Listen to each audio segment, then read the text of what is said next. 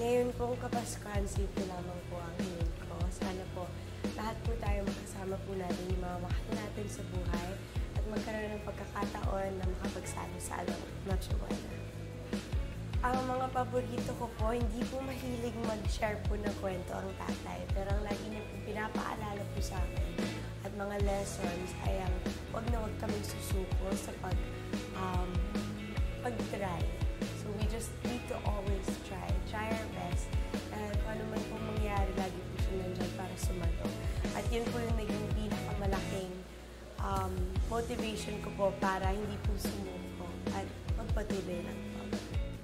Mga kapuso, sana po lahat po tayo makasuporta at mapanood